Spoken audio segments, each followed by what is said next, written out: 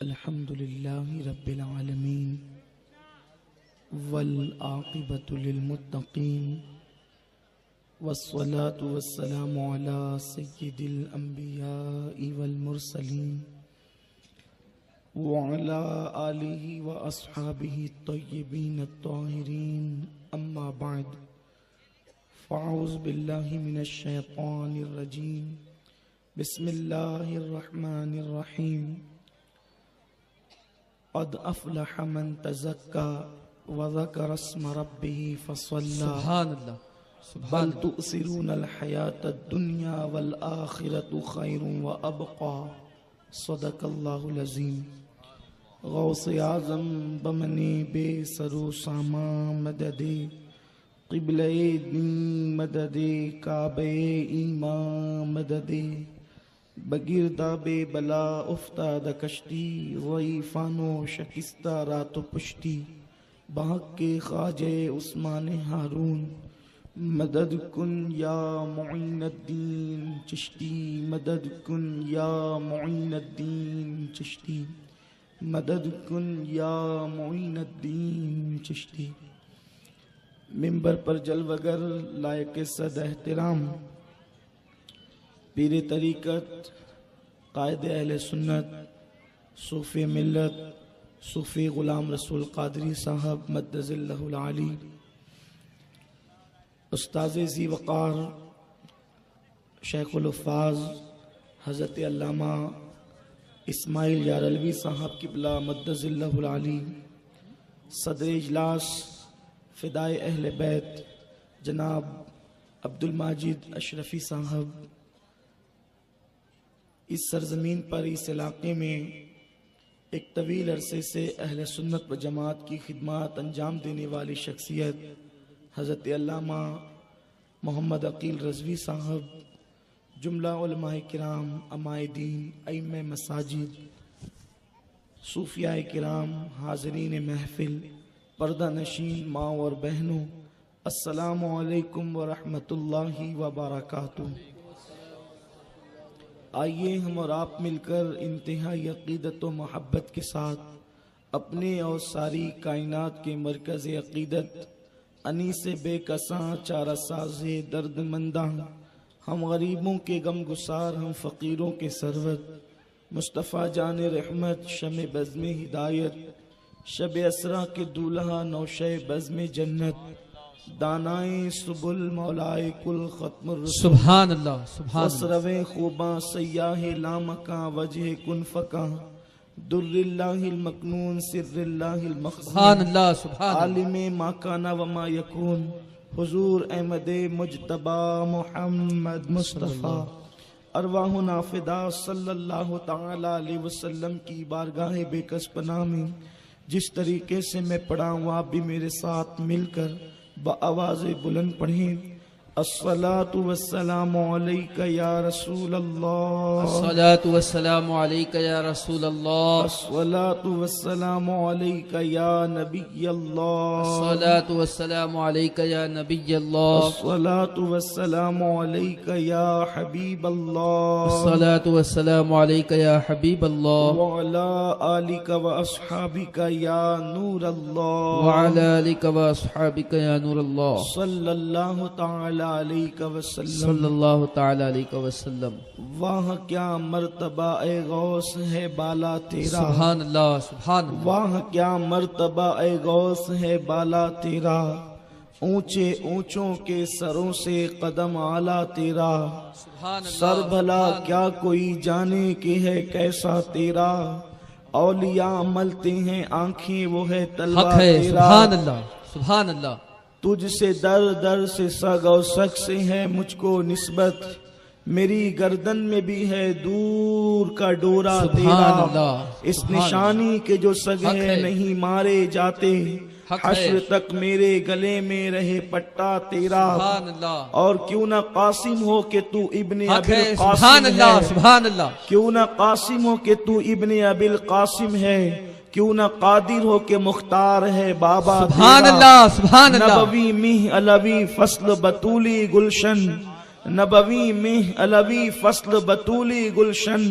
हसनी फूल हुसैनी है महकना तेरा। सुभान अल्लाह, सुभान अल्लाह। नबवी जिल अलवी बुर्ज बतूली मंजिल, हसनी चांद हुसैनी है उजाला सुभान तेरा। अल्लाह, सुभान अल्लाह। हसनी चांद हुसैनी है उजाला तेरा, और शुक्र के जोश में जो है वो तुझे क्या जाने, सुभान अल्लाह। शुक्र के जोश में जो है वो तुझे क्या जाने। खिजर के होश से पूछे कोई रुतबा तेरा, सुभान अल्लाह, सुभान खिजर के अल्लाह। होश से पूछे कोई रुतबा तेरा। और इब्ने ज़हरा को मुबारक हो अरूसे कुदरत, इब्ने ज़हरा को मुबारक हो अरूसे कुदरत। कादरी पाए तसद्दुक मेरे दूल्हा तेरा, कादरी पाए तसद्दुक मेरे दूल्हा तेरा। फख्र आका में रजा और भी एक नज़्मे रफ़ी, चल लिखा लाए सना खानों में चेहरा तेरा। और ए है रजा यूं न बिलक, तू नहीं जय्यद तो न हो, जय्यदे सैयद हर दहर है मौला तेरा। आज की ये महफिल अंजुमन सरकार मुफ्ती आजम को 25 साल मुकम्मल हुए उसकी खुशी में मुनक्किद की गई है, और उन्वान आपने मुझे दिया है तसव्वुफ और हुजूर कुतुबुल अक़ताब, गौसुल अगवास, फर्दुल अफराद, सैयदुल असियाद, इमामुल औलिया, सुल्तानुल औलिया, गौसुल सकलैन, गौसुल आलमीन, महबूबे सुबहानी, शहबाज लामकानी, किंदीले नूरानी, मजमल बहरैन, नजीबुत तरफ़ैन, सैयदी सनदी आकाई व मौलाई सैयदना अबू मोहम्मद मुहियुद्दीन शेख अब्दुल कादिर जिलानी अल बगदादी गौसुल आजम रदी अल्लाह ताला अन्हु की शान में तसव्वुफ और गौस पाक के हवाले से कुछ बातें अर्ज करें। यहाँ तो जो कुछ खैरात है सब उसी बारगाह की है, वरना हम क्या और अपनी औकात क्या। मेरे प्यारे आका अलैहिस्सलाम के प्यारे दीवानों, वक्त बहुत हो चुका है और इसके बाद एक प्रोग्राम की फिक्र भी मेरे साथ दामनगीर है, लेकिन मैं कोशिश करूंगा कि हमारे सूफी मिल्लत भी फरमा रहे हैं कि बोलिए, और सदर इजलास का भी इसरार है। बहरहाल अल्लाह की जितनी तौफीक होगी गुफ्तगू उतनी होगी। मेरे प्यारे आका सल्लल्लाहु अलैहि वसल्लम के प्यारे दीवानों, सरकार गौसुल आजम दस्तगीर का जो वजूद मसऊद है, अल्लाह तबारक व ताला ने ऐसे दौर में उनको जलवगर फरमाया जो दौर इस्लाम के लिए इंतहाई खतरनाक दौर था। इसलिए कि सरकार गौस पाक में और रसूल पाक में बड़ी मुशाबियत है, दोनों ज़बात में बड़ी मुशाबियत है। यूं तो हुजूर के मिस्ल मुकम्मल कोई हो नहीं सकता, लेकिन चूंकि वो रसूलुल्लाह के तने बेसाया का साया बनकर जमीन पर जलवगर हुए, इसलिए दोनों ज़बात में बहुत मुशाबियत है। मुशाबियत इस तरह से आप देख सकते हैं कि सरकार मदीना की विलादत से पहले, सरकार मदीना की आमद से पहले अंबियाए किराम बशारत देते रहे कि हमारे बाद इमामुल अंबिया आने वाला है, नबियों का इमाम आने वाला है, नबियों का ताजदार आने वाला है, नबियों का आका व मौला आने वाला है, नबियों का पेशवा आने वाला है, नबियों का मुक्तदा आने वाला है।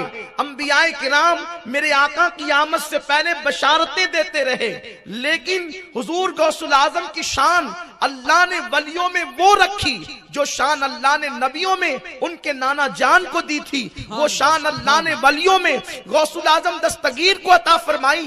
गौस पाक की विलादत भी नहीं हुई थी उस वक्त। इमाम हसन बसरी तकरीबन 350 से 400 साल पहले कहते हैं कि बगदाद में एक अल्लाह का बरगजीदा बंदा जाहिर होगा और वो बगदाद की जामा मस्जिद के मिंबर पे बैठ कर कहेगा, कदमी हाज़िही अला रक़बत कुल्ली वलिय्यिल्लाह, मेरा ये कदम हर वली की गर्दन पर है, और वो वलियों का सुल्तान और ताजदार होगा। उम्मत मोहम्मदिया में अल्लाह ने किसी किसी वली को वो शान अता नहीं फरमाई जो शान अल्लाह अब्दुल कादिर जिलानी को अता फरमाएगा।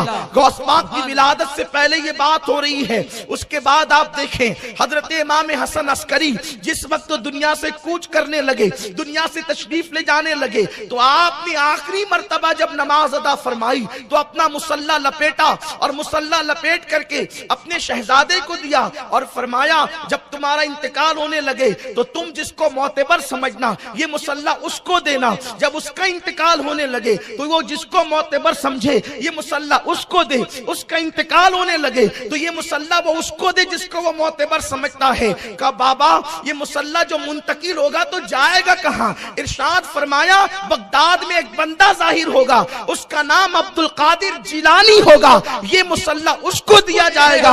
इसलिए कि अल्लाह तबारक व तआला ने उम्मते मुहम्मदिया में किसी वली को वो मकाम अता नहीं किया जो मकाम अल्लाह अब्दुल कादिर जिलानी को अता फरमाएगा। और उसके बाद सज्जदुत ताइफा हजरत सैयदना जुनैद बगदादी रज़ी अल्लाह तआला अन्हु बगदाद की मस्जिद के मिंबर पे बैठ के कहते हैं आज हमारी विलायत के डंके हैं, लेकिन इसी जमीन पर एक ऐसा जवान जाहिर होगा कि जो कहेगा मेरा कदम हर वली की गर्दन पर, तो सारे वली उसके आगे अपनी गर्दन को झुका देंगे। सरकार गौसुल आजम दस्तगीर रज़ी अल्लाह तआला पीराने पीर की शान ये है कि आपकी आमद से पहले ही गलगला हो रहा है कि सैयदुल औलिया आने वाला है, सैयदुल औलिया आने वाला है, वलियों का सुल्तान आने वाला है। और आप जानते हैं जब मेरे आका अलैहिस्सलाम माँ के पेट में तशरीफ लाए तो अंबिया आकर बशारत देते हैं कि तुम्हारे यहाँ आमिना, तुम्हारे यहाँ नबियों का सरदार आने वाला है। जब गौस पाक माँ के शिकम में आए तो इमामुल अंबिया खुद तशरीफ लाए, फरमाया उम्मतुल जब्बार तू वलियों के सुल्तान की माँ बनने वाली है। मेरे आका अलैहिस्सलातु व तस्लीम फरमाते हैं जब मैं माँ के पेट में 4 महीने का था हमल की शक्ल में, तो मैं लौहे महफूज पर चलने वाले कलम की आवाज को सुना करता था। ये उनके नाना की शान है। गौसे पाक की शान देखें, माँ के शिकम में रह करके किस तरीके से आप अपनी करामत का इजहार कर रहे हैं। लोग ये कहें कि इसका सबूत क्या है, यकीनन मैं इस पर दलीलें पढ़ सकता हूँ, लेकिन वक्त में गुंजाइश नहीं। जिसको दलील चाहिए मुझसे आके मुलाकात करें। सुन रहे हैं तौहीद नेटवर्क इस्लामिक आवाज, तौहीद नेटवर्क और आप इंटरनेशनल इस्लामिक यानी यूट्यूब करके नमाज थोड़ा सा तेज पढ़ना शुरू किया तो अंदर से आवाज आई अम्मी अल्लाह की इबादत जरा इत्मीनान से करें। आपकी अम्मी जान कहती है अब तक मुझे कोई अम्मी कहने वाला नहीं था, मैंने दाएं बाएं देखा, ये अम्मी कह के लुकमा कौन देता है। ये मेरी पूरी गुफ्तगू आप तवज्जो से सुने, इसका ऐन बड़ा हसीन होगा, आपको पता चलेगा भी।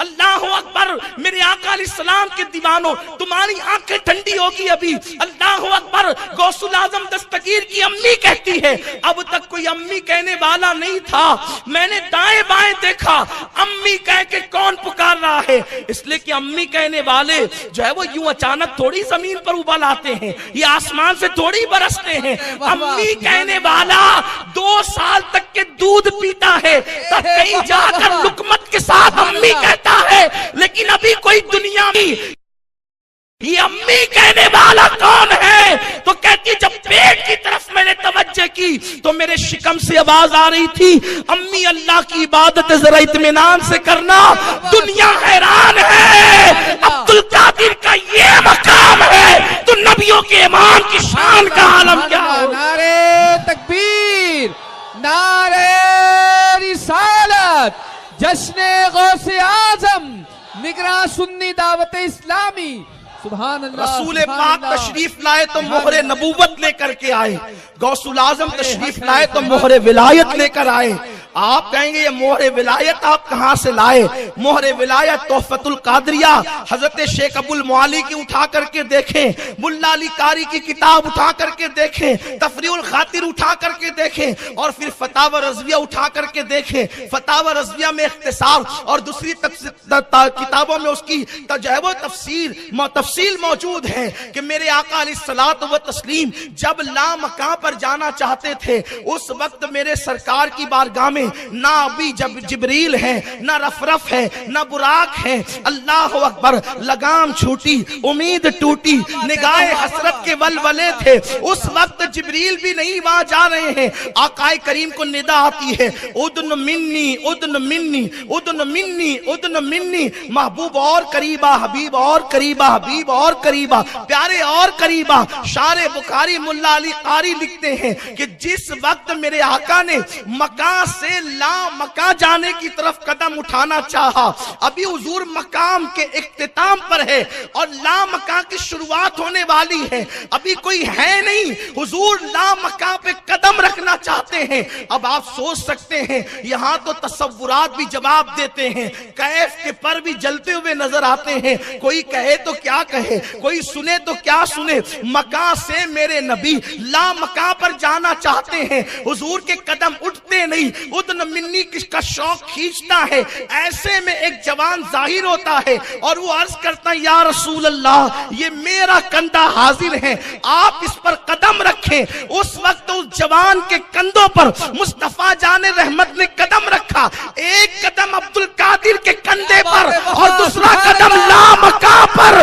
उस वक्त मेरे सरकार जिस वक्त ला मका पर गए तो अर्ज की, अल्लाह, ये कौन जिसकी तरफ मेरा दिल खिंचता है। इस पर भी तो तवज्जो करें, नमाज में हो अगर इंसान तो दुकान मकान की तरफ दिल खिंचे तो ऐब है। नबी ला मका पे जाके कहे, ये जवान इतना पुरकशिश कैसे है कि इसकी तरफ मेरा दिल खिंचता है। आवाज आई, महबूब, ये तेरी औलाद से है, इसका नाम अब्दुल कादिर जिलानी है। जो मकाम नबियों में तुझे दिया है वो मकाम वलियों में इसको अता किया।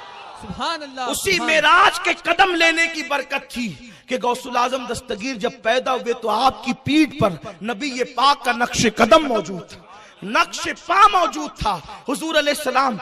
और सरकार ने दुआ दी, अल्लाह मेरा कदम इसने लिया, इसका कदम मेरी उम्मत के सारे औलिया ने लिया।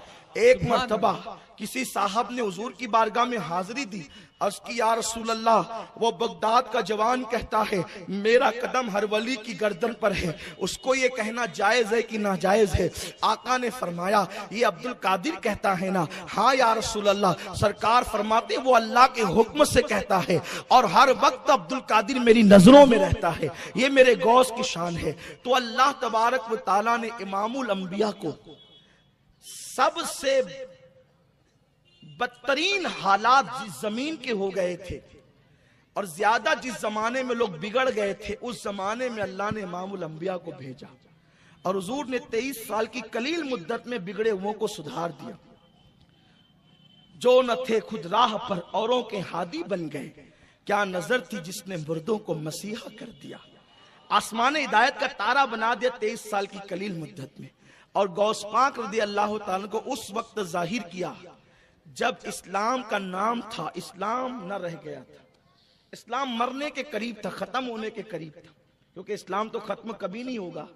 क्योंकि अल्लाह फरमाते हैं, हुवल्लज़ी अरसल रसूलहु बिल हुदा व दीनिल हक़ लियुज़हिरहु अला दीन कुल्लिहि वलौ करिहल मुशरिकून।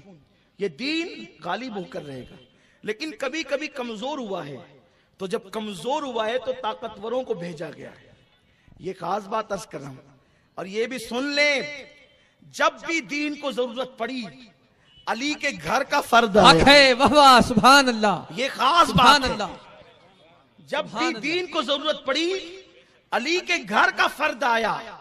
61 हिजरी में जब दीन को जवाल पजीर करने की जरूरत आई, तो अली के घर के 72 आए। अली के घर से आए।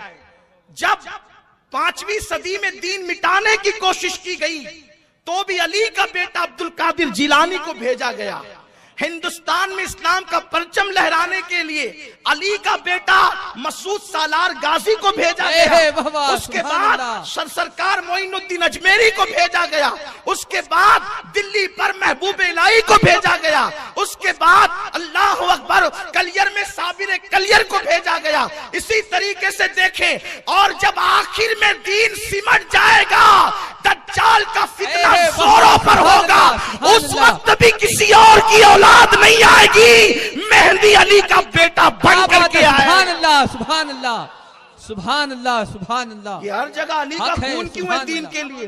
हक है, वाह वाह वाह। हर जगह दीन के सुभान लिए अल्लाह। अली का खून क्यों है? इसलिए कि हुजूर ने फरमाया अली जो मिन्नी वाना मिनल अली, वाह वाह वाह, सुभान अल्लाह, सुभान मैं अल्लाह। अली से अली मुझसे है।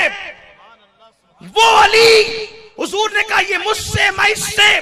और कुरान ने कहा निसाना व निसाकुम, और उसके बाद का वानफुसना वानफुसकुम, अपनी औरतों को लाओ और हम अपनी औरतों को लाएं, और तुम खुद आओ हम खुद आए। तो ये अनफुसना, तुम अपनी जानों को लाओ, सुभान अल्लाह, हम अपनी जानों को लाएं। सुभान अल्लाह, तो सुभान हुजूर ने बेटों की हैसियत से हसनैन को लिया, औरतों की हैसियत से फातिमा को लिया, और अपनी जान की हैसियत से अकेले नहीं गए बल्कि खुद गए, अपनी जान लेकर गए। क्या बात है, अली का नाम जाने मुस्तफा है, हक है, वाह वाह। अली का नाम जाने मुस्तफा है। इसीलिए जान की हैसियत से अली को लेकर के गए तो पता चला नबी का खून अली का खून है। ये मैं नहीं कहता, फरमाया दम का दमी लहम का लहमी, अली तेरा खून मेरा खून और तेरा गोश्त मेरा गोश्त है। तो चूंकि दीन नबी नबी दीन, दीन नबी नबी दीन, दीन नबी नबी दीन, मुस्तफा बरसा खैशना के दी हमाओस अगर बऊना रसीदी तमाम बीस, अल्लाह की सरताब कदम शान है। ये इंसान है, इंसान वो इंसान है। ये कुरान तो ईमान बताता है इन्हें, ईमान ये कहता है मेरी जान है ये। तो जब भी दीन पर वक्त पड़ेगा तो दीन की खेती सूखेगी। जब दीन मरने लगेगा, दीन खतरे में होगा, तो उसको खून चढ़ाने के लिए वही खून चाहिए जो उसका ग्रुप मिलता हो। सुभान अल्लाह, ग्रुप, कोई मरीज मरता है तो उस वक्त डॉक्टर कहता है ये मरेगा, अगर इसको खून ना चढ़ाएं तो नानी नाना फुप्पा फुप्पी नादा दादी सब अटेंशन हो जाते हैं, इसको खून चढ़ाना है। आप कहें सबसे मुकद्दस पीर साहब हैं, पीर साहब का खून चढ़ा दो बरकत वाला है। डॉक्टर कहेगा ये डॉक्टरी है, साइंस है, पीरी मुरीदी की खानका नहीं है। इसलिए खून वही चढ़ेगा जो इसके ग्रुप से मिलता हो। जब ग्रुप से मिलेगा तो फायदा देगा वरना नुकसान देगा। तो नबी ने फरमा दिया, नबी ने फरमाया दम का दम्मी लहमों का लहमी। हुजूर और सहाबा को भी कह सकते थे, हर सहाबी हमारे सर का ताज है। हक है, हक है। जो किसी सहाबी की तौहीन करे वो सुन्नी हो नहीं सकता।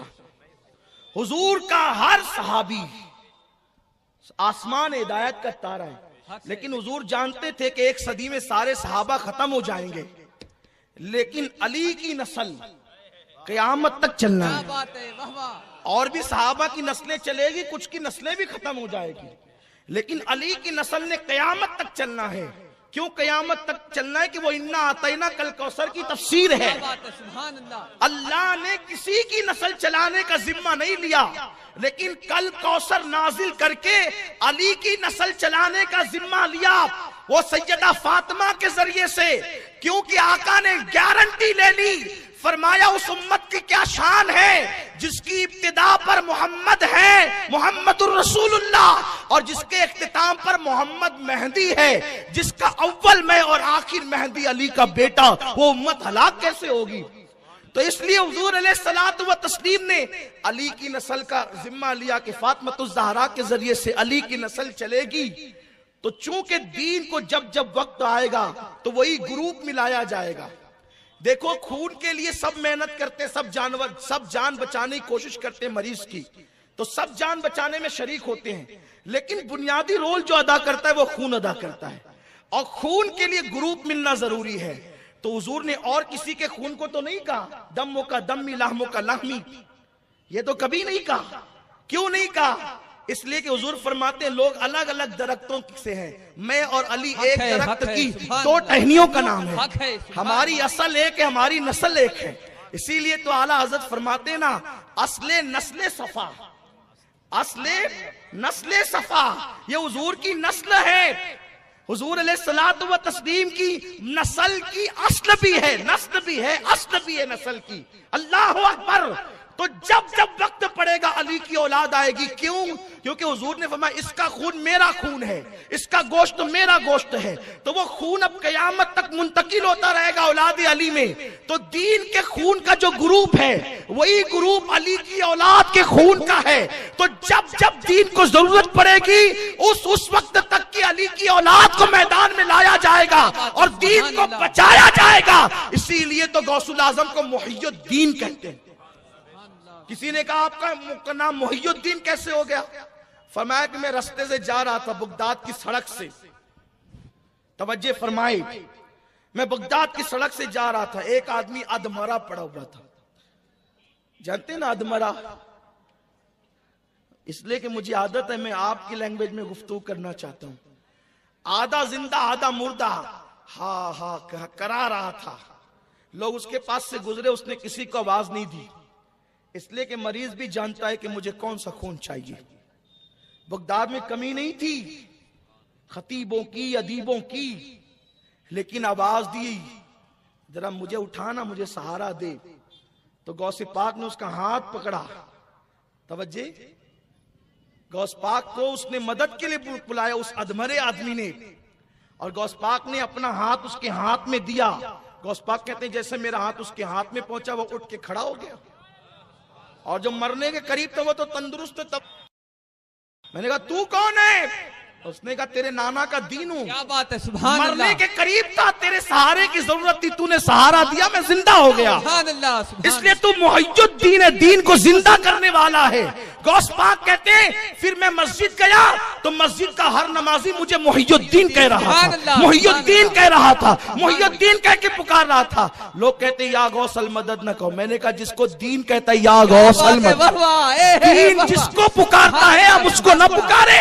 और जो दीन को नई जिंदगी दे सकता है, क्या वो हमें नई जिंदगी नहीं दे सकता?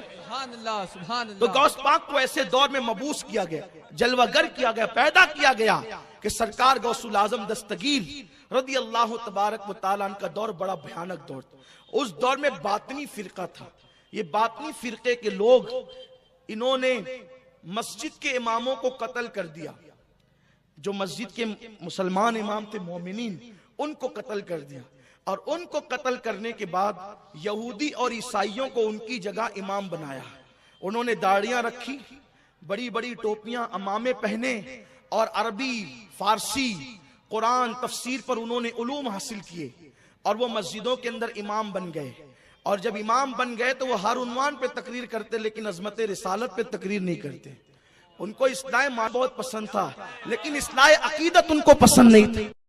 अकीदे की इस्लाह उनको पसंद नहीं थी। अच्छा, इसलिए कि जो यहूदी फिक्र रखने वाली कौमें हैं वो हर उन्वान पर बोलेगी, लेकिन अजमत मुस्तफा पर कभी नहीं बोल सकती। इसलिए कि यहूद और नसारा को पता है जिस दिन मुसलमान अजमत रिसालत, अजमत सहाबा, अजमत अहले बैत पर आ गया, उस दिन पूरी कायनात इसके कदमों में ज़ेर हो जाएगी। इसलिए मुसलमानों को हर चीज से आशना होने दो, लेकिन इनकी अकीदे को आशना, अकीदे से इनको आशना मत होने दो। इनकी अकीदत को जिंदा मत होने दो, इनकी अकीदत को बेदार मत होने दो। इसलिए कि ये फाका कश के मौत से डरता नहीं, जरा रूहे मोहम्मद इसके बदन से निकाल दो। फिक्रे अरब को देके फिरंगी तखज्जुलात, इस्लाम को हिजाजो यमन से निकाल दो। इकबाल कहते हैं बुझी आग इश्क की अंधेर है, मुसलमान नहीं राख का ढेर है। जब तक मुसलमानों के दिल में इश्क मुस्तफा मौजूद है, मुसलमान मुसलमान है। जिस दिन उसके दिल से इश्क मुस्तफा की आग बुझ गई, अब वो मुसलमान न रह गया, वो राख का ढेर हो गया। राख के ढेर को आप हवा में उड़ा दो, पैरों तले कुचल दो, दरिया में बहा दो, उसको कुछ भी करो, अब वो कुछ कर नहीं सकता। इसलिए कि राख के ढेर में कोई ताकत ही नहीं होती, कोई कुव्वत ही नहीं होती। कुव्वत तो उसको होती है जिसके दिल में इश्क मुस्तफा होता है। याद रखें, शाम और यमन की तबाही के ताने बाने आज नहीं, 1 सदी पहले से बुने जा चुके थे, बल्कि उससे पहले से बुने जा चुके थे। इकबाल ने कमोबेश 1 सदी पहले रोना रोया था फिक्रे अरब को देखे, फिरंगी तखज्जुलात, इस्लाम को हिजाजो यमन से निकाल दो। हर बात की गई, लेकिन इश्क मुस्तफा की बात कभी नहीं की गई, अजमत रिसालत की बात कभी नहीं की गई। ऐसा ही दौर आ गया था गौसुल आजम दस्तगीर के वक्त में कि मस्जिदों के अंदर इमाम अल्लाह अकबर दुनियादार थे। यहूद और नसारा को इमाम बना करके रख दिया गया था। वो हर उन्वान पर बोलते थे, लेकिन अकीदत पर न बोलते थे, अकीदों पर न बोलते थे। और फिर क्या हुआ, जब बोलने वालों की जबान में तासीर भी तो चाहिए, जब दिल में इश्क नहीं, तो फिर इंसान किस तरीके से सोच की बात करेगा। तो क्या हुआ, तकरीरें तो थी, लेकिन रूह तकरीर न थी। नमाजें तो थी, रूह नमाज न थी।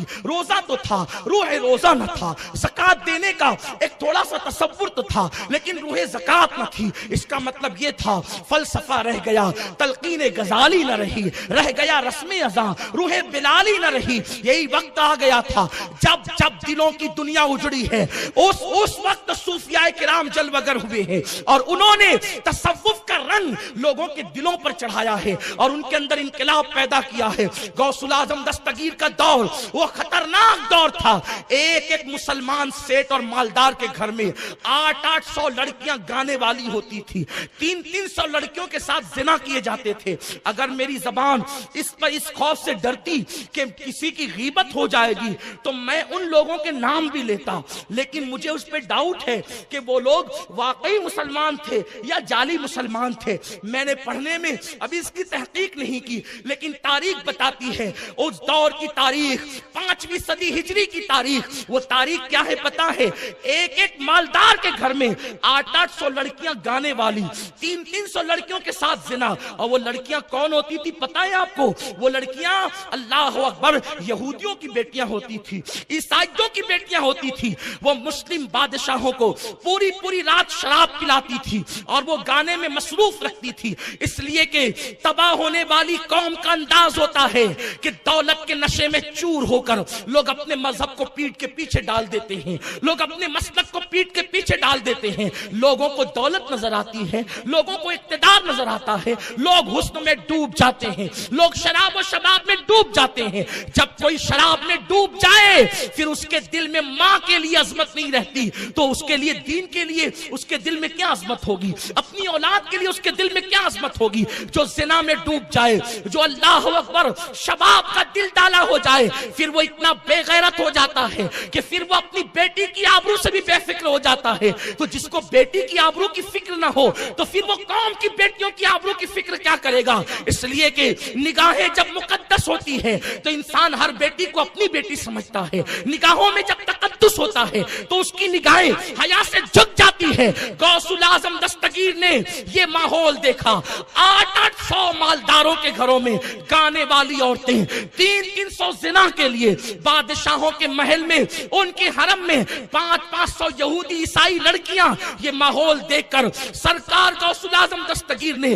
उनको तंबीह फरमाई। इससे पहले कि मैं गौस पाक ने जो तसव्वुफ के अंदाज के साथ, सूफियाना लबो लहजे के साथ उन लोगों की इस्लाह की है, उसको बताने से पहले ये बात भी मैं कह दूं, क्या मैं उस दौर की जो तस्वीर खींच रहा हूं तारीख के आईने में, क्या ये हमारे दौर की तस्वीर नहीं है? क्या ये हमारे जमाने की तस्वीर नहीं है? आज कोई 24 लुम का मालिक बन जाए तो पहली बीवी उसको बुरी लगने लगती है और वो कभी तराशन वाली के साथ अफेयर करता है, कभी पड़ोसी के साथ अफेयर करता है, कभी पार्कों में जाकर जिना के अड्डों को आबाद करने की कोशिश करता है, पिकनिक के नाम पर जाकर के माज़अल्लाह वो जिना करता है।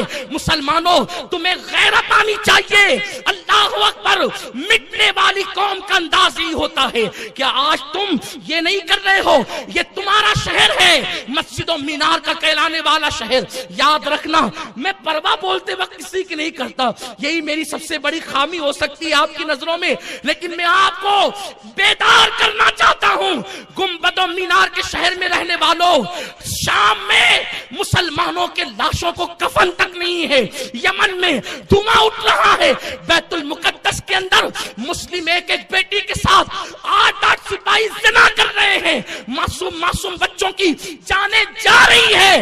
हाल ये है हिंदुस्तान के कई मुसलमान नोटबंदी के बाद से भूख की चक्की में पिस रहे हैं और गुंबदों मीनार के शहर में रहने वाले इन मुसलमानों का हाल ये है, जब ये मुशायरा करते हैं तो शायरात को बुलाते हैं और शायरात हुस्न का की परी बन करके अल्लाह अकबर वो हुस्न के अंदर डूब करके आधा दुपट्टा ओढ़कर पूरे सिरार के साथ मिंबर पर आकर के बैठती है, स्टेज पर आकर के बैठती है। अल्लाह अकबर, मिंबरे मुशायरा आप उसको कह सकते हैं। और उसके बाद फिर क्या होता है तुम्हें पता है, बड़े बड़े दाढ़ी वाले हाजी, नमाजी, मौलवी वो सब उससे लुत्फानंदोज होते हैं। बाज़ाब्ता तौर पर नफसानी ख्वाहिशात को वरगलाने वाले अशआर पढ़े जाते हैं, सीटियां बजती है, तालियां बजती है और फिर वो कुछ होता है जिसको बयान करने से मेरी ज़बान हया खामोश है। मैं तुम्हारा दुश्मन नहीं, नश्तर जो लगाता है वो दुश्मन नहीं होता। अगर तुम इसी तरह डूबे रहे तो आप जानते हैं हिंदुस्तान जो हाथ से गया है उसकी वजह क्या है। पूरी पूरी रात बादशाह वक्त मुशायरों में डूब जाते थे, मुजरे में डूब जाते थे, नचनियों पर पैसे लुटाए जाते थे और फिर हिंदुस्तान मुसलमानों के हाथ से छीन लिया गया। अगर तुम्हारी यही रविश रही तो याद रखना जो शाम में हो रहा है वो हिंदुस्तान में भी हो सकता है, जो यमन में हो रहा है वो हिंदुस्तान में भी हो सकता है। सूफिया की तालीम ये है, सज्जदुत ताइफा जुनैद बगदादी कहते हैं अगर हो सके तो घर पर भी नजर बिला वजह न करना, इसलिए कि जो नजरों की हिफाजत नहीं करते अल्लाह उनसे ईमान की लज्जत को छीन लिया करता है। एक मर्तबा सल्लल्लाहु अकबर हजरत बायजीद से किसी ने पूछा, ए बायजीद मुझे नमाज में लज्जत नहीं मिलती। इरशाद फरमाया शायद तूने किसी जानी का चेहरा देख लिया है इसीलिए तुझे नमाज में लज्जत नहीं मिलती। अगर जानी का चेहरा देखो तो नमाज में लज्जत नहीं मिलती। जो पूरी पूरी रात इंटरनेट पर जिना के मनाजिर देखते हो उन्हें नमाज में लज्जत कैसे मिल सकती है। जो पूरी पूरी रात गवैयों को देखते हो, नंगा नाच देखते हो, उन्हें नमाज में लज्जत कैसे मिल सकती है। इसीलिए तो नमाज पढ़ना भारी हो गई।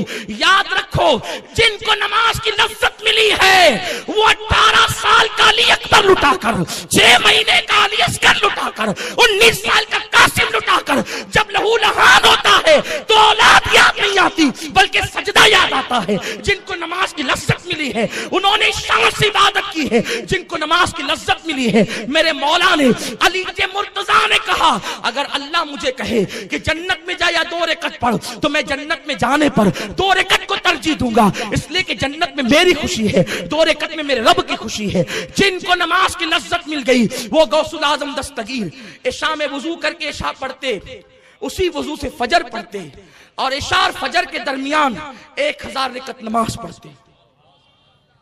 ये तसव्वुफ क्या है? तसव्वुफ कोई मथुरा का लड्डू है कि हर किसी को मिल जाए। तसव्वुफ नाम है दिलों के तस्किए का, तसव्वुफ नाम है निकाहों की पाकीज़गी का, तसव्वुफ नाम है किरदार की पाकीज़गी का, तसव्वुफ नाम है इंसान अल्लाह के सिवा सबसे अलग हो जाए, वो सब में होकर भी सबसे अलग हो। इसी को सूफिया कहते हैं जलवतों में खलवत हो तो सबके दरमियान, लेकिन इस शान से खलवतों में हो कि मेरे आका की बारगाह में जनाब आयशा ही पूछा कौन? आयशा का मन आयशा। आयशा कौन है? अबू बकर की बेटी आयशा का मन अबू बकर। मोहम्मद की बीवी आयशा का मन मोहम्मद। मोहम्मद कौन है? यूं है ये तसव्वुफ की ताबीरात है, ये तसव्वुफ की तशरीहात है। तुम तबाह होने वाली कौम का अंदाज नहीं होता। मुसलमानों हम तबाही के दहाने पर पहुंच रहे हैं।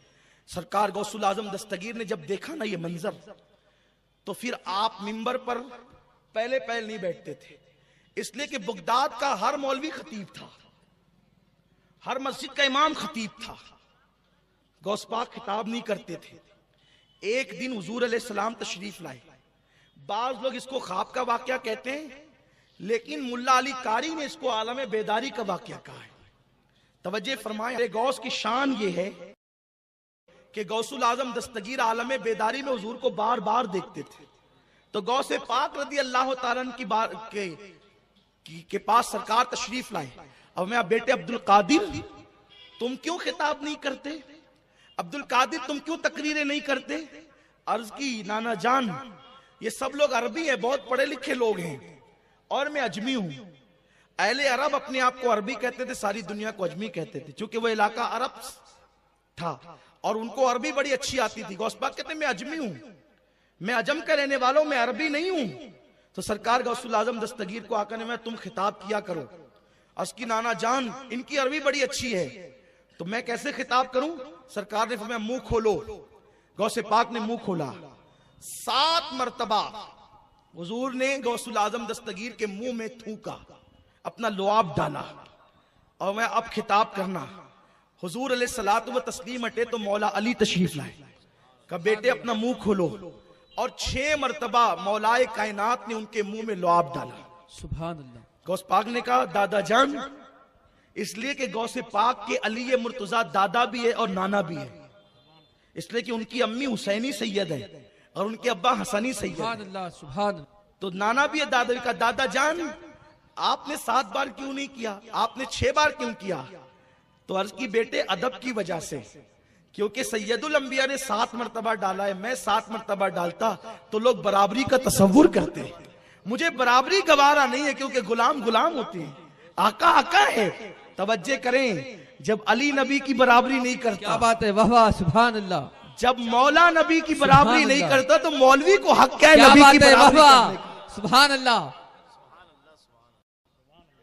गौसुल आजम दस्तगीर से फरमाया 6 बार इसलिए डाला, और मैं अली को मौला इसलिए कहता हूं कि अली हमारा मौला इसलिए है कि हुजूर अलैहिस्सलाम ने फरमाया कि अली मौला है। हुजूर ने फरमाया अली मौला है, और अपनी जबान से अली ने अपने आप को कभी मौला नहीं कहा।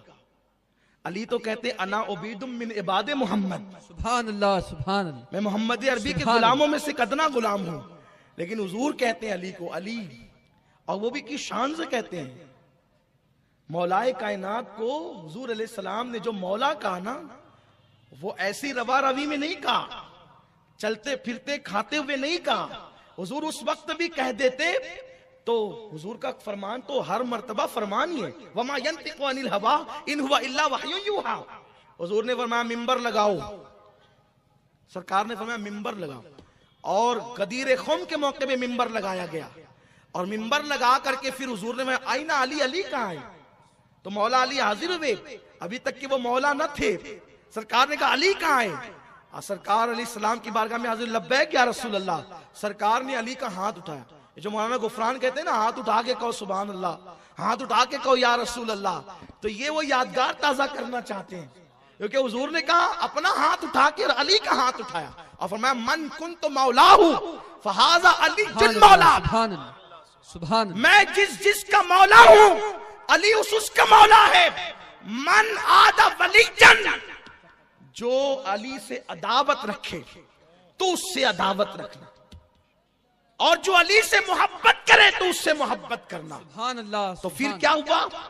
आजकल कुछ ऐसे अनासिर पैदा हो गए कि जिनको अली के नाम से चिढ़ है, और कुछ ऐसे अनासिर पैदा हो गए जिनको सहाबा के नाम से चिढ़ है।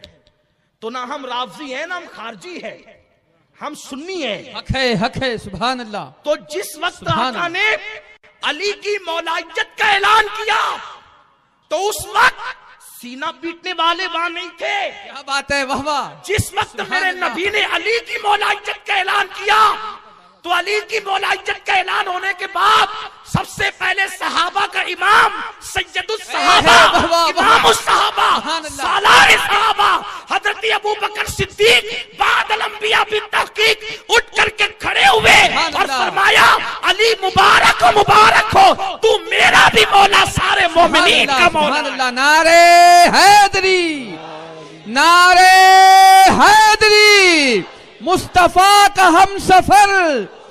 सुभान अल्लाह, सुभान अल्लाह। इसलिए मेरी सुभान गुजारिश अल्लाह। है, अहले बैत से मोहब्बत करो, बेपनाह करो, लेकिन किसी सहाबी से अदावत मत रखो। और अजमत सहाबा के नाम पे कभी अली से नहीं चिढ़ना। अली से चिढ़ करके तू कुछ नहीं कर सकता, इसलिए कि नबी ने अली को इतना चढ़ाया, इतना चढ़ाया। लोग कहते हैं ना वो फलां की फलां से बड़ी जमती है, उसने उसको बहुत चढ़ा के रखा है।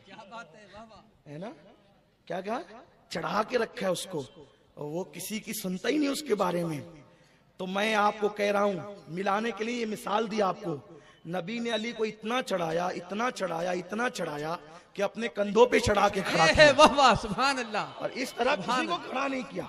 और फतेह मक्का के दिन अली को खड़ा किया। मौला अली से किसी ने पूछा, जब तुम नबी के कंधों पे खड़े थे तो कैसा लग रहा था? नबी के कंधों पर या तो औलादे अली है या तो अली है। क्या बात है, सुभान अल्लाह। तीसरा कोई नजर नहीं आता।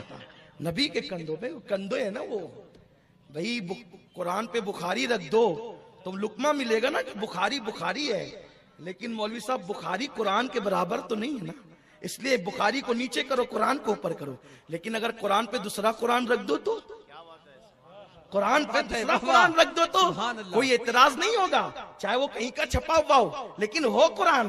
तवज्जो फरमाएं, नबी अली को चढ़ा रहे हैं, और कहां चढ़ाया? कंधों पे। और कंधों पे चढ़ाकर बता रहे हैं एक कुरान पर दूसरा कुरान है। सुभान अल्लाह। नाती के कुरान आज नबी के कंधों पे आ गया है। और फिर किसको चढ़ाया? या तो हसन को या तो मौला हुसैन को। हुजूर ने चढ़ा। किसी ने पूछा, अली जब आप चढ़े थे ना कैसा लग रहा था? फरमाया ऐसा लग रहा था कि जैसे अर्श से मेरा सर लग रहा है। इतना ऊपर किया रसूल पाक ने कि मेरा सर। तो इसलिए कोई सहाबी की तौहीन न करे। आप कुछ लोग ऐसे हैं ना, अहले बैत के नाम पर सहाबा को गालियां देते हैं। उन्होंने तो ये किया था, किसी सहाबी को गाली देने का हक तुम्हें नहीं है। क्यों? इसलिए कि तुम तो बाद में आए हो। अहले बैत की पहली मोहब्बत तो सहाबा ने की ना, सहाबा किराम ने वो हदीसें पहुंचाई है अहले बैत की, इसलिए अहले बैत का नाम लेके सहाबी को गाली नहीं देना। और कुछ लोग अजमत सहाबा करके, लोग अजमत सहाबा का जलसा करते हैं लेकिन उसमें मौला अली का नाम कभी नहीं लेते।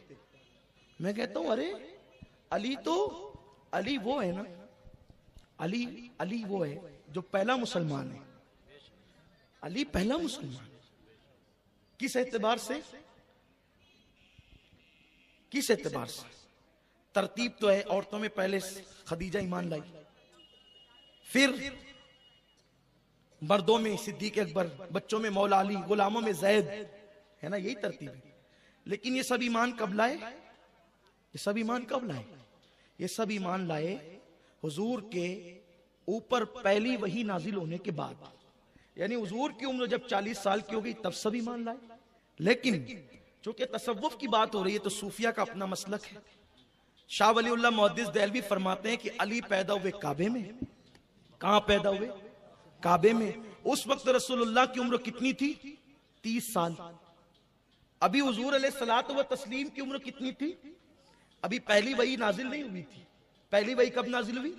40 साल की है। उम्र कितनी है हुजूर की? 30 साल। अली हुए पैदा काबे में। काबे में पैदा हुए अली, शाह वलीउल्लाह फरमाते हैं काबे में जब पैदा हुए तो 3 दिन तक काबे के अंदर रहे। 3 दिन के बाद जब बाहर निकले तो अली ये मुर्तजा के वालिद से उनकी वालिदा ने कहा, ये बच्चा कितना खूबसूरत है, कितना हसीन चेहरा इस बच्चे का, लेकिन ये लगता है नाबीना बच्चा, अंधा है। तो वालिद ने कहा क्यों? कहीं आंखें नहीं खोलता 3 दिन से। तो उन्होंने हाथ में लिया, घबरा गए, बच्चा है बड़ा खूबसूरत लेकिन है नाबीना। तो उस वक्त तो ये दोनों आपस में बातें कर रहे थे, हुजूर तशरीफ लाए। हुजूर का बिल्कुल शबाब था, 30 साल की उम्र थी। हजरत अबू तालिब ने और हजरत फातिमा बिनते असद ने कहा, देखो भतीजे, ये आपके यहाँ भाई आया है, ये आपका भाई है, लेकिन इसने 3 दिन से आंखें नहीं खोली। तवज्जो आप फरमाएं, ये बात मैं आशिकों के लिए कर रहा हूं ना, हुजूर के अहले बैत के सहाबा के आशिकों के लिए। 30 साल की उम्र है, हुजूर अलैहिस्सलाम को कहते हैं आंखें नहीं खोली इस बच्चे ने। 30 साल के नबी है और 3 दिन के अली है। ये 3 भी जरा आप समझे, 30 साल के नबी हैं और 3 दिन के अली हैं। 30 साल के नबी है। देखे ये 3 क्या है? ये 3 क्या है? रावजियों को बता दो। तुम कहते हो ना अली को नबूवत देने आए थे और गलती से मोहम्मद अरबी को दे दिया। अरे नादान, जितना फर्क 3 और 30 में होता है ना, उतना ही फर्क अली और नबी में है। हाँ, और ये बहुत बड़ा फर्क है। अगर वक्त होता तो मैं इसकी गुत्थियां सुलझाता और आपको बताता कि क्या फर्क है, लेकिन कभी याद होगा तो माह मुहर्रम में अर्ज करूंगा, ताकि पता चले काले कपड़े पहनने से थोड़ी कोई नबी और अहले बैत का आशिक हो जाता है। कपड़ों का कोई ताल्लुक नहीं है, दिलों का ताल्लुक है। अरे अहले बैत की मोहब्बत तो दिलों को उजले कर देती है, क्या बात है, सुभान दिलों अल्लाह, को चमका सुभान देती है। सुभान तो मैं अल्लाह। अर्ज ये करने चला था, अली पहला मुसलमान इस एतबार से सूफिया के नजदीक कि हुजूर ने 30 साल की उम्र में 3 दिन के अली को जब गोद में लिया, अम्मा की गोद में गए आंख नहीं खोली, अब्बा की गोद में गए आंख नहीं खोली, लेकिन जब नबी की गोद में आए तो ये नहीं कि भैया की गोद है, इसलिए कि भैया की गोद से बेहतर बाप की गोद से बेहतर माँ की। अगर बेहतर गोद में आंख खोलना था तो तब तो माँ की गोद सबसे बेहतर है, लेकिन नबी की 30 साल के नबी की गोद में 3 दिन का अली आया तो आपने आंखें खोली और मुस्कुराने लगे। जब मुस्कुराए तो नबी ने मोहब्बत में अपनी जबान अली के मुंह में डाल दी, नबी ने अपनी जबान अली के मुंह में डाल दी, नबी ने अपनी जबान अली के मुंह में डाल दी। क्या हो रहा है? कोई शहद से जिंदगी का आगाज करता है, कोई माँ के दूध से जिंदगी का आगाज करता है। अली का आगाज कितना हसीन है कि देखा तो चेहरे मुस्तफा और सबसे पहले खाया तो लुआबे मुस्तफा, और सबसे पहले जबान को यूं चूसते हैं, यूं चूसते हैं, यूं चूसते हैं जैसे कि माँ का दूध पी रहे हो। अली की माँ और बाप देख रहे हैं ये क्या हो रहा है, लेकिन अली बता रहे हैं कि औरों को जो सीने से मिलेगा वो बाद में मिलेगा। अली 3 दिन की उम्र में वो सब कुछ ले रहा है जो नबी के सीने में है।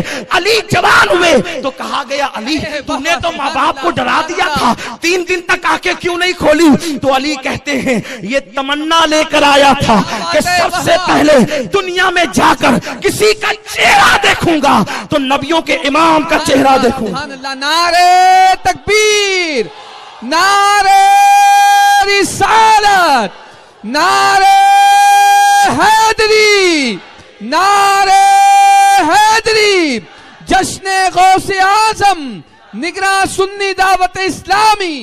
सुभान अल्लाह, सुभान अल्लाह। मेरी माँ खदीजा पर मेरा दिलो जान निसार। मेरी माँ खदीजा के लिए अर्श से सलाम आता है। 5 साल तक हुजूर के साथ रही, अभी मालूम नहीं कि ये नबी है। तवज्जो, 5 साल हुजूर के साथ एक घर में रही है। 25 में शादी हुई, 30 साल की उम्र तक, 5 साल तक पता नहीं चला नबी है। अली 3 दिन की उम्र में कह रहा है सुभान अल्लाह, सुभान अल्लाह। 3 तमन्ना लेकर आया था, पहले हुजूर को देखूंगा, और मैं तो 3 दिन बाद में कह रहा हूं। अली को तो पहले ही दिन तमन्ना थी। अरे जिस दिन शुरू नहीं हुआ था उनकी जिंदगी का, तब से तमन्ना थी, क्योंकि अगर पहले ही दिन गोद में आते तो पहले ही दिन आंख खोलते। पता चला अली ये ईमान लेकर आ रहा है कि मैं जहां जा रहा हूं वहां नबियों का इमाम मौजूद है, इमामुल अंबिया मौजूद। तो कुछ लोगों अजमत सहाबा का जलसा होता है, और उसमें इसलिए मैं उन बदबख्तों को कहना चाहता हूं, सऊदी एजेंटों को, उन बदअकीदों को, जब तुम नबी की क्या बात है, जब तुम नबी की अजमत को नहीं मानते तो तुम सहाबा की अजमत का जलसा कब से करने लगे? तुम्हें अजमत सहाबा कब से सूझी? पहले तो तुम्हें यह मालूम होना चाहिए कि सहाबा को जो अजमत मिली है वो हुजूर को देखने से मिली है। हक है, वाह वाह, सुभान अल्लाह। अजमत सहाबा का जलसा, नबी की अजमत के कायल नहीं और अजमत सहाबा का जलसा करते हो। बदबख्तो, तुम्हें शर्म आनी चाहिए। नबी को अपनी तरह कहते हो और अजमत सहाबा का जलसा करते हो। अजमत सहाबा का जलसा नबी को अपनी तरह, जब नबी अपनी तरह है तो फिर सहाबा क्या हुए? लेकिन सहाबी के लिए जरूर कहते हो कि सहाबी का मुट्ठी भर जौ खैरात करना, क्या बात है, वाह वाह, और पूरी कौम का ओहद पहाड़ के बराबर सोना खैरात करना, दोनों बराबर नहीं है। मैं कहता हूँ ये क्यों हुआ? नमाज पढ़ते थे इसलिए, तू भी तो नमाज पढ़ता है। रोजा रखते थे इसलिए, तू भी तो रोजा रखता है। हज करते थे इसलिए नहीं, उन्होंने रसूल का चेहरा देखा, तूने नहीं देखा। सुभान अल्लाह, इसलिए हुजूर का चेहरा देखने की बरकत उनको ये मिल गई। हक है, हक है, हुजूर का चेहरा देखने की बरकत। और मेरे इमाम कहते हैं सुभान अल्लाह, जिस मुसलमान ने देखा उन्हें एक सुभान अल्लाह, सुभान अल्लाह, बसारत पे लाखों सुभान अल्लाह। इसलिए अजमत सहाबा का जलसा करने का हक भी सुन्नियों को है। की अजमत का जलसा करने का हक भी हम सुन्नियों को है अल्हम्दुलिल्लाह ताला। तो बात दूर निकल गई। सरकार गौस पाक ने देखा कि बहुत लोग बिगड़ गए तो इनको संवारें कैसे। तो संवारने के लिए गौस पाक जो बहुत शिद्दत थे, बादशाहों की जरा रियायत नहीं करते थे। बादशाहों को क्या कहते थे? ओ खजूर के तने सीधे रहे, मिंबर पे कहते थे। अंदाज ये, हम कहते हैं तो प्यारे आका के प्यारे दीवानों कहते हैं, फिर भी थोड़ा सा लोग कहते हैं यार बहुत सख्त कहते हैं। गौस पाक कहते थे ओ खजूर के तने सीधे रहे वरना तुझे कत्ल कर दूंगा। ये उनकी शान थी ना, ये उनकी शान थी। और बड़े बड़े बादशाह लरस जाते थे। एक मर्तबा बादशाह ने गौसुल आजम दस्तगीर को मैनेज करने के लिए, इसलिए कि मालदार अहले जबान को मैनेज करना चाहते हैं, है ना? मैनेज करना समझते हैं आप? तवज्जो आप मेरी तरफ रखें, मैं अपनी गुफ्तगू गौस पाक की तरफ ले जा रहा हूं। तसव्वुफ के साथ कैसे इनकलाब बपा किया। मालदार लोग अहले जबान को खरीदना चाहते हैं, बोलने वालों को तो मैनेज करते हैं। क्या कुछ ले लो दे दो, जो करना हो कर लो, चलो हमारे खिलाफ नहीं बोलो। इसीलिए जबानें भी बिकती है, कलम भी बिकते हैं। और जो बिकाऊ माल है वो कभी सुन्नी नहीं हो सकता। सुन्नी की जबान वो होती है ना, मैं आपको समझा रहा हूं, तालीम दे रहा हूं, किसी के खिलाफ नहीं बोल रहा हूं, क्योंकि ये गौस पाक का मसलक है। सुन्नी की जबान हमेशा एक, और सुन्नी की जबान कभी किसी दुनियादार की तारीफ में नहीं खुलती, या नबी और आले नबी और सहाबा की तारीफ में खुलेगी, या नबी के सच्चे गुलामों की। इसीलिए तो आला हजरत कहते हैं दहन में जबान तुम्हारे लिए, बदन में है जान तुम्हारे लिए, हम आए यहाँ तुम्हारे लिए, उठे भी वहां तुम्हारे लिए। मेरे इमाम को एक नवाब ने मैनेज करना चाहा, जरा मेरी शान में भी कोई कसीदा लिख दे। बड़ा नवाब था ना वो, मेरी शान में भी कोई कसीदा लिख दे।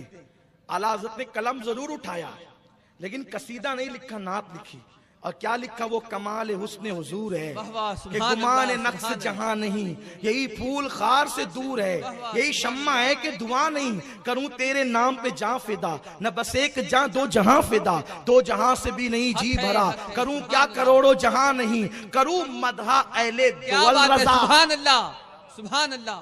करूं मदहा अहले। अभी इलेक्शन आ रहा है आपके शहर में, देखो कितनी जबानें बिकेगी,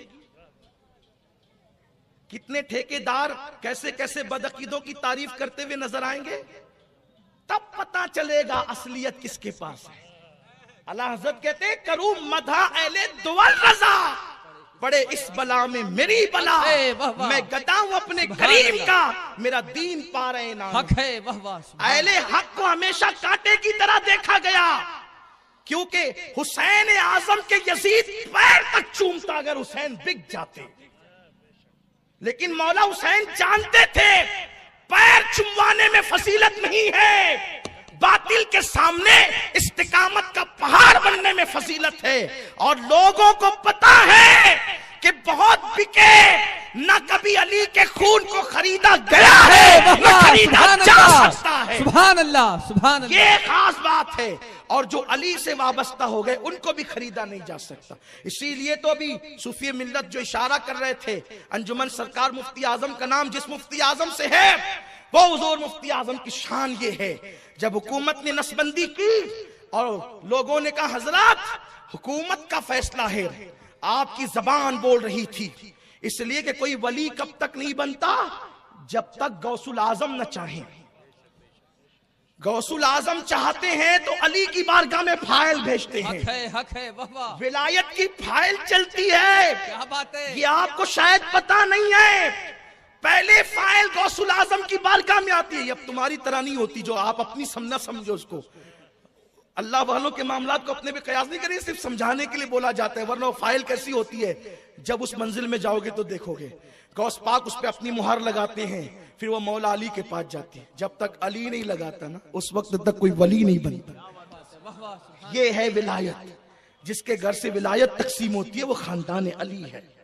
हाँ तो और जो अली से मुंसलिक हो गए उनको भी खरीदा नहीं। क्यों खरीदा नहीं जा सकता? मेरे दादा मुर्शिद हुजूर मुफ्ती आजम ने फरमाया हुकूमत की बात करते हो, हुकूमत बदल जाएगी, बरेली का फतवा नहीं बदलेगा।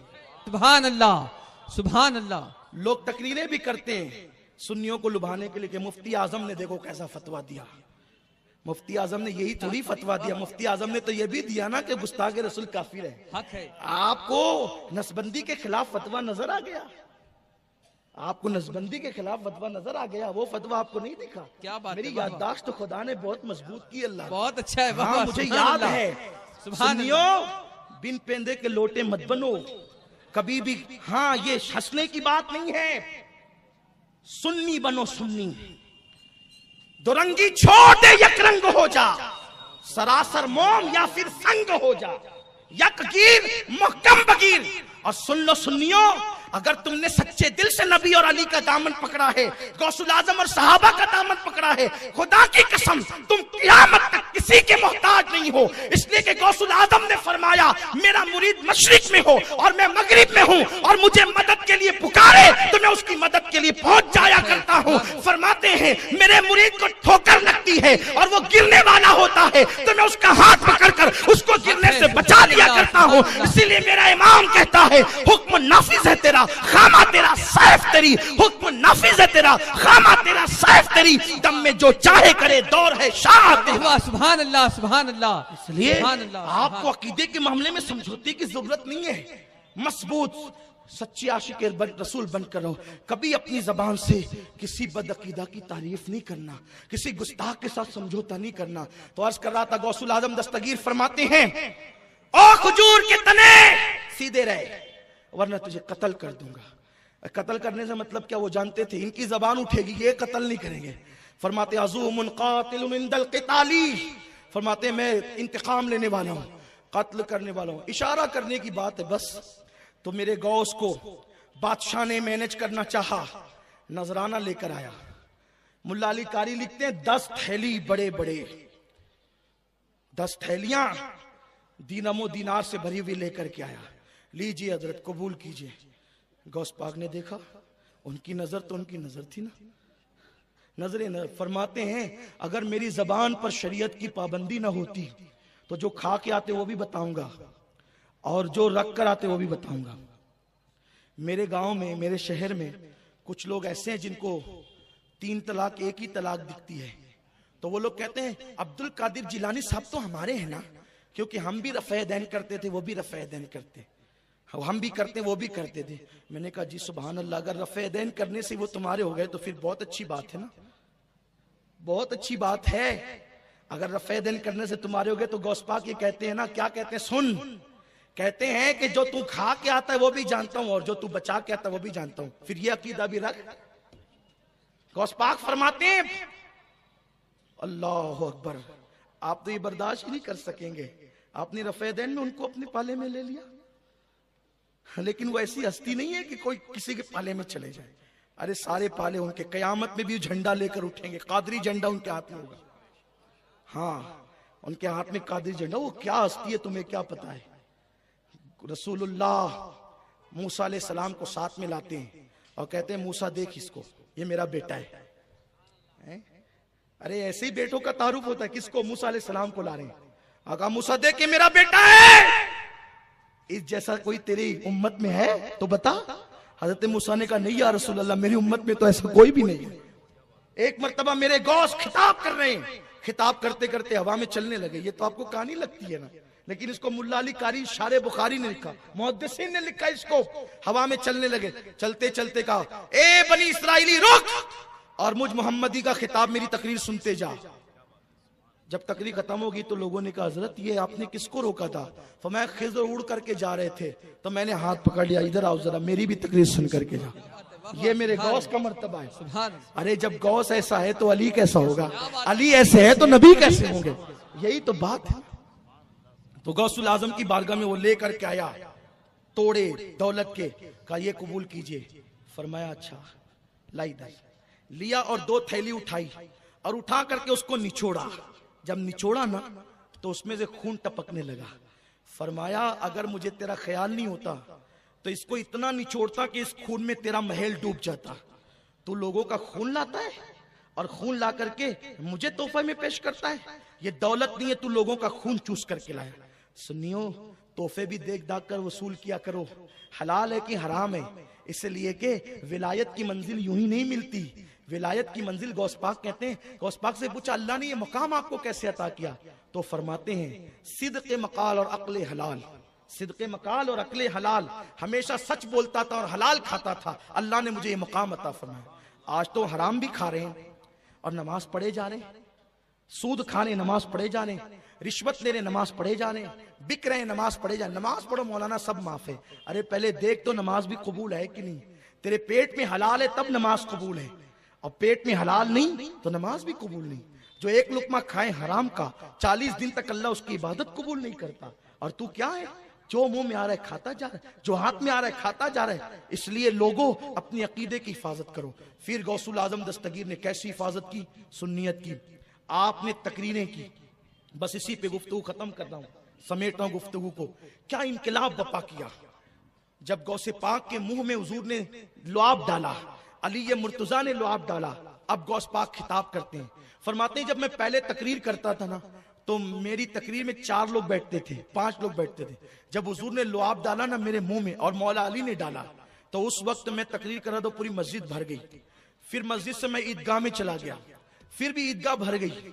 फिर उसके बाद बड़ी ईदगाह में गया और 70 हजार का मजमा होता। मेरे गौस की महफिल में 70 हजार का मजमा, और 400 लोग सिर्फ लिखने के लिए बैठते, क्योंकि उस वक्त रिकॉर्डिंग का सिस्टम नहीं था ना, तो तकरीरें जाए ना हो, लिखने के लिए बैठते। उसमें जिन्नात भी आते। एक मर्तबा उस दौर में किसी ने जिन्नात का अमल किया, वो आया नहीं, देर हुई, तो उसने कहा जिन्नात ने इस टाइम नहीं बुलाया करना।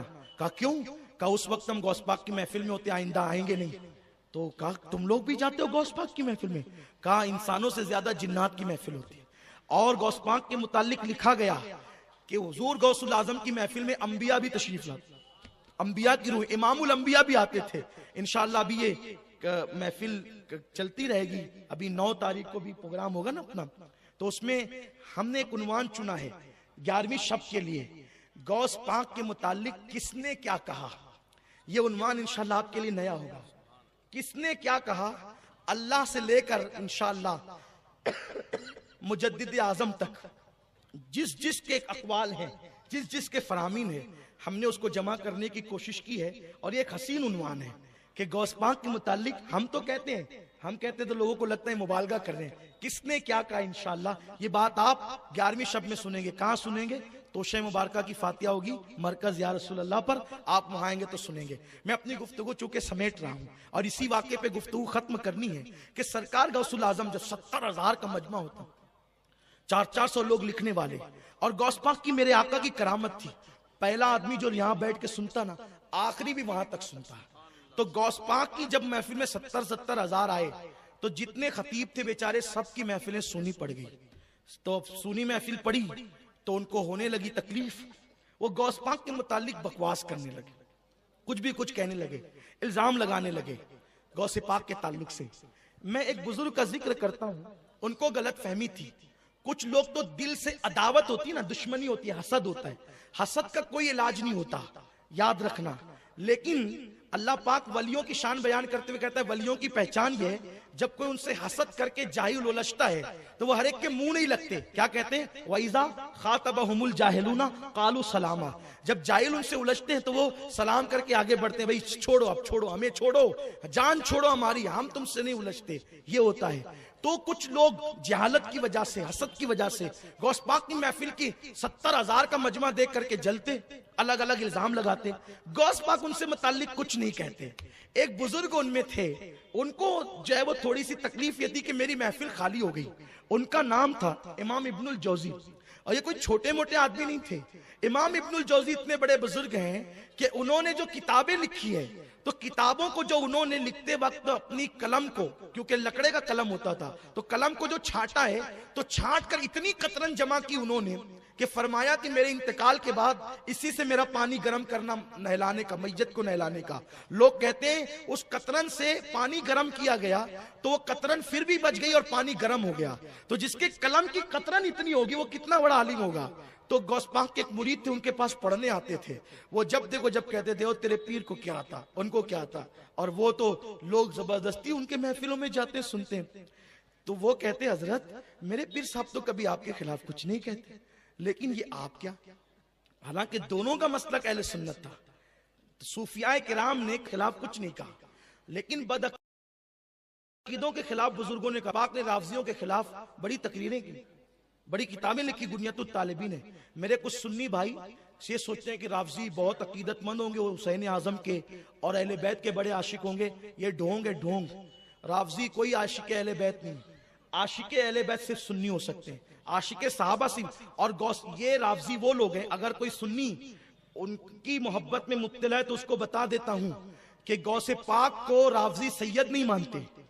वो कहते हैं कि अब्दुल कादिर जिलानी सैयद नहीं, ये उनका अकीदा है। मेरे सरकार को इसीलिए बड़े बड़े बुजुर्गों ने गौस पाक का नसब नामा बयान किया, लेकिन वो गौस पाक को इसीलिए सैयद नहीं मानते कि गौस पाक ने उनके खिलाफ तकरीरें की और तहरीरें लिखी। तो इससे गौस पाक का क्या बिगड़ता है? सैयदों की सियादत का इनकार करके कोई कुछ थोड़ी बिगाड़ता है उनका।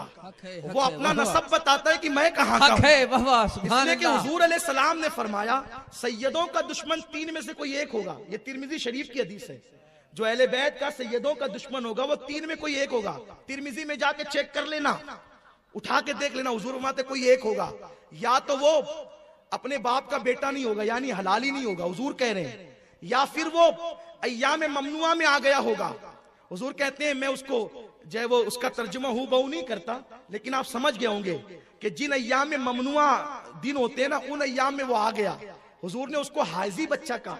वो क्या औरतें और बच्चे भी होते हैं, तो मैं हर बात खुल के नहीं कर सकता हूँ। अब मैं या तो वो मुनाफिक होगा। अब जो लोग सैयदों की सियादत का इनकार करते हैं उनको ये देखना चाहिए कि हम कौन है। हुजूर ने हमें आईना जो दिखाया है, तो ये कौन है, कौन है ये? हुजूर कह रहे हैं कौन है? तो अली मुर्तजा के मानने वाला जो होगा वो कभी गौसुल आजम की सियादत का इनकार नहीं करेगा, क्योंकि गौसुल आजम नजीबुत तरफैन सैयद हैं, दोनों तरफ से, माँ और बाप की तरफ से सैयद हैं। और राफजी गौस पाक का मजाक उड़ाने भी आते थे महफिल में। एक मर्तबा आप बयान कर रहे थे, वो लेकर आए एक जनाजा और कहने लगे कि हजरत जनाजा पढ़ा दीजिए। और पसे पर्दा पिक्चर ये था कि उन लोगों ने ये कहा था, एक जिंदा को लाया था, कहा जैसे ही अब्दुल कादिर साहब तकबीर कहेंगे ना हम खकारेंगे, तो तू उठ के बैठ जाना, फिर हम उनका खूब मजाक उड़ाएंगे और हमें पूरे बगदाद में मजाक उड़ाने का मौका मिलेगा। गौस पाक के बाद जनाजा लाए। गौस पाक कभी बदअकीदों का जनाजा नहीं पढ़ते थे, लेकिन मेरे गौस है ना, नजर तो इला बिलादिल्लाहि जमा, मैं अल्लाह के शहरों को ऐसे देखता हूँ जैसे हथेली पे राई का दाना। तो जब वो मजाक उड़ाना चाहते थे तो फिर आपने ही बता दिया कि तुम्हारी औकात क्या है। वो लाए, हुजूर जरा जनाजा पढ़ा दीजिए ना। फरमाया जिंदे का पढ़ाऊं कि मुर्दे का? जिंदे का पढ़ाएं कि मुर्दे का? उन्होंने कहा अजीब बात है, जनाजा तो मुर्दों का ही होता है, जिंदों का क्या होता? फिर पीछे खड़े हो जाओ, कभी पीछे खड़े हो जाओ। अगर मुर्दों का ही जनाजा होता है, तकबीर कही 1 2 3, वो खकार रहे, वो खकारते ही रह गए। न उसने उठना था ना वो उठा। जब सलाम फेर दिया, गौसे पाक हटे, उन्होंने जो है वो छतरी हटाई, कपड़ा हटाया, उठ। अब वो उठता ही नहीं। उन्होंने कहा हजरत क्या हो गया? कहा मैंने तो पहले ही पूछा था, जिंदे का पढ़ाए के मुर्दे का? तब कदमों पे गिरे और कहने लगे अब्दुल कादिर जिलानी कोई मामूली हस्ती नहीं है, सारे अख्ताबे जहां करते हैं काबे का तवाफ, काबा करता है तवाफे दरे वाला तेरा। ये मेरे गौस की शान है, गौसुल आजम दस्तगीर की शान है। तो आप खिताब फरमाते थे हजरत अब इमाम इब्नुल जौजी रहमतुल्लाह अलैह। और याद रखना, कभी किसी सुन्नी से कोई इख्तिलाफ होना तो उससे बदला नहीं लिया करना, माफ करना, ये सूफिया का तरीका है। कांटों के मुकाबले में कांटा नहीं, पड़ोसी सुन्नी है ना, कोई बात नहीं। अपनी जात को कोई कितनी भी तकलीफ पहुंचाए, कभी बदला नहीं लेना। इंशाअल्लाह मैं एक तकरीर इस पे और करूंगा। वली में जब तक 12 सिफत पैदा नहीं होती वो वली नहीं बनता।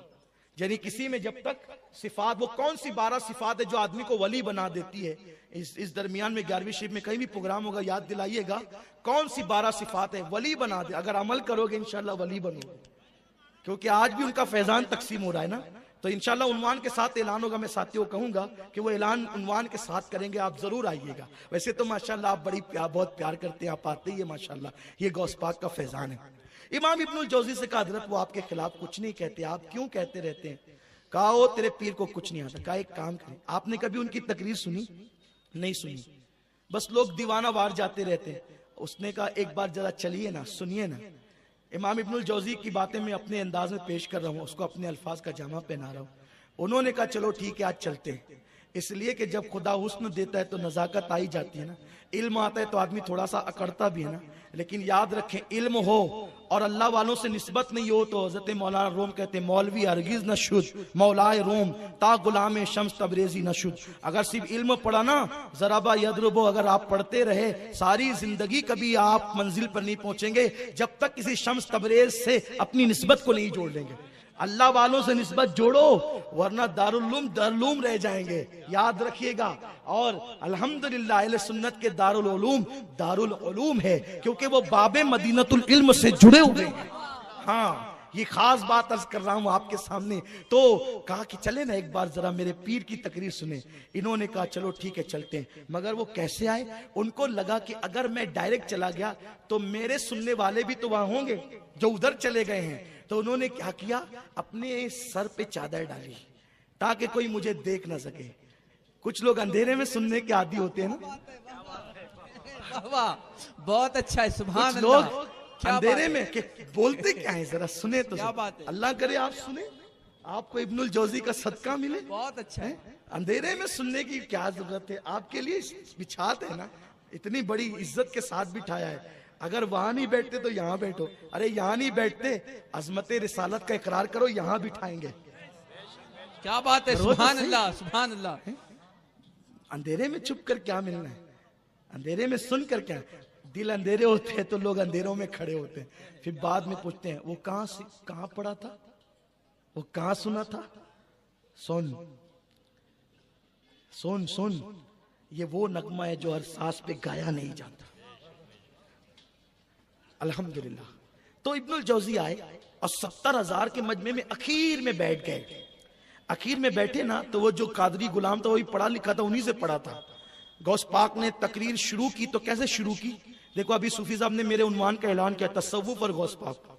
और ये बहुत मशहूर किया गया है व्हाट्सएप पे, पहले से उन्वान दिया गया कि भाई आना तो तकरीर कर याद करके आना है ना, आना तो तकरीर याद करके आना ताकि लकीर की फकीरी ना हो। तो इसलिए स्टडी करके आना तब आदमी उन्वान में बोल सकेगा। लेकिन गौस पाक क्या ऐसा नहीं होता था।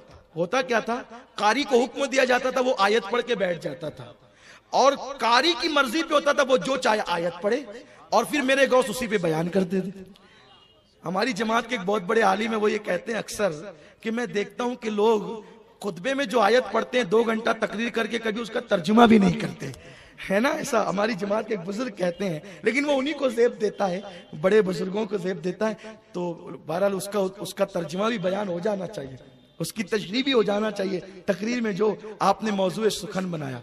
वरना कभी कभी तो तकरीर में आदमी भूल जाता है कि मैंने कौन सी आयत पढ़ी, मैंने आयत कौन सी पढ़ी है, लेकिन मुझे याद है मैंने कौन सी आयत पढ़ी। क़द अफ़लह मन तज़क्का व ज़करा अस्म रब्बिही फ़सल्ला। ये तसव्वुफ की तरफ इशारा करती है कि जिन्होंने अपने दिलों को पाक कर लिया अल्लाह ने उनको कामयाब फरमा दिया। और दिलों के पाक करने का नाम जो है वो तसव्वुफ है। तो आयत कारी पढ़ता था और कारी जब आयत पढ़ता था फिर गौस पाक मिंबर पे आते थे और बैठ करके उस पर तकरीर करते थे। कारी ने आयत पढ़ी 70,000 का मजमा, गौस पाक बैठ गए और बैठने के बाद आपने आयत का तर्जुमा किया, फिर एक तफसीर की। तो तफसीर की तो उस कादरी गुलाम ने उनकी तरफ देखा, बहुत बड़े आलिम थे ना वो इब्नुल जौजी, उनकी तरफ देखा। उन्होंने कहा ये आयत की तफसीर जो तेरे पीर ने कही है ना, मुझे इसका इल्म है, मैं पढ़ाऊं इसको, मुझे आती है ये भी। फिर गौस पाक ने दूसरी की, फिर उनकी तरफ देखा तो कहा ये भी मेरे इल्म में है। फिर तीसरी की, कहा ये भी मेरे इल्म में, चौथी ये भी। एक आयत की 70,000 जाहिर तफसीर है और बातिन अलग है, उसका जो है वो सूफियाना मफहूम अलग है। तो 11 तफसीर बयान की गौस पाक ने, तो 11 पर इब्नुल जौजी कहते रहे मुझे आता है। लेकिन जब 12वीं शुरू की ना तो फिर 12वीं पर कादरी ने देखा, ये कादरी लोग भी ना बड़े होशियार होते हैं ना। हाँ, कादरियत भी बहुत बुलंदी पे ले जाने वाली चीज है ना। दुनिया का हर सुन्नी कादरी है, ये समझना। आप ये नहीं समझना कि मैं कादरी हूं तो कादरियत की तारीफ कर रहा हूं। जहां फैजान है सब मेरे गौस का फैजान। नक्शबंदियों को भी, सहरवर्दियों को भी, चिश्तियों को भी, सबको उनकी अता है और सब कादरी है दुनिया में जो खुश अकीदा है। तो सरकार गौसुल आजम दस्तगीर के कादरी मुरीद ने देखा 12वीं पे तो उनकी गर्दन झुकी, 13वीं पे और झुकी, 14वीं पे और झुकी।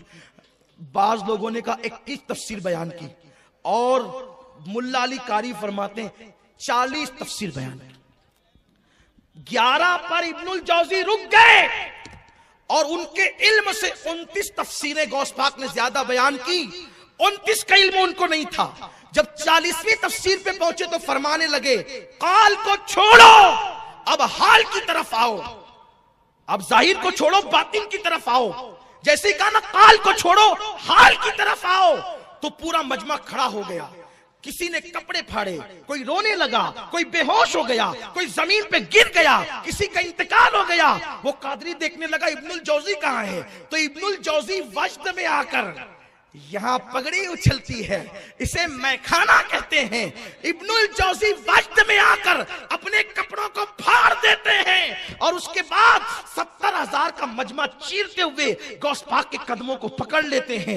वो कादरी ढूंढ रहा था कहां है, जब देखा तो वो गौस पाक के कदम पकड़ के कहते हैं, हजरत माफ कर दीजिए और मुझे अपने मुरीदों में और शागिर्दों में शामिल फरमा लीजिए। ये गौसुल आजम दस्तगीर की शान है। इसीलिए मेरे इमाम ने फरमाया, सर भला क्या कोई जाने के है कैसा तेरा, औलिया मलते हैं आंखें वो है तलवा तेरा। अल्लाह में आकाओं की गुलामी में रखे और हमें अल्लाह ताला अहले सुन्नत के सच्चे मसलक पे कायम रखे। दौरान गुफ्तगू कोई गलती हो तो अल्लाह माफ फरमा दे। अस्तगफिरुल्लाह रब्बी मिन कुल्लि ज़म्बि।